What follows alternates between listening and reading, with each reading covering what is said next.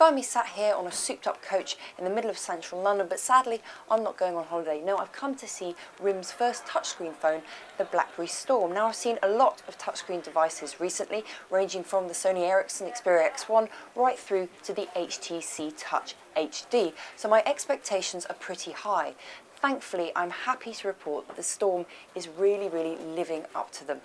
Now, not only is it the BlackBerry with the biggest screen, it's also the world's first with clickable touchscreen. Now, that's very hard to explain unless you feel it, but essentially, beneath this display is a flexible dome, so when I actually push down on a button, it moves down with it. I actually feel a click.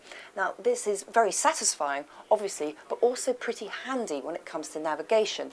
No more, as is very common with a lot of touchscreen devices, where you'd be clicking on things that you didn't particularly want to click.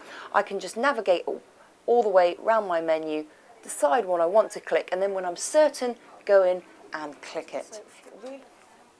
The Storm is also chock full of great features like accelerometers. Turn the phone either way and it will ping into landscape mode, expanding that menu. The touchscreen technology also comes into its own when you're typing out a message. If I just go straight into a message there, type a new email, you'll see the SureType keyboard comes up that we saw on the likes of the BlackBerry Pearl. However, if this isn't for you, turn the phone for landscape and automatically a full QWERTY keyboard comes up. Now, using the touchscreen technology, I can just drag my finger around, but I don't have to commit to typing a letter until I find the right one. Then, clicking it down, I can start my typing. Now, this really cuts down on a lot of errors, and I can quite happily type with my thumbs without really making that many mistakes. Now, this 3.5-inch screen is also great for browsing the internet.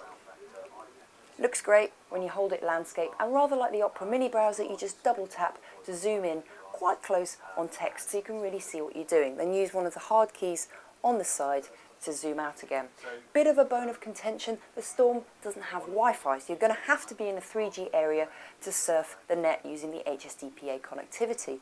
Thankfully, Vodafone do include free unlimited data with all their packages, so you won't rack up the bills.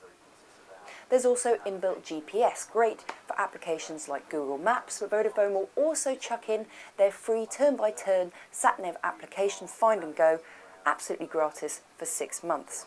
As you can imagine, the screen is also very good for watching media. It's a 480x360 resolution, pretty good for watching video. You can also create your own media using the 3.2 megapixel camera and video recording functionality.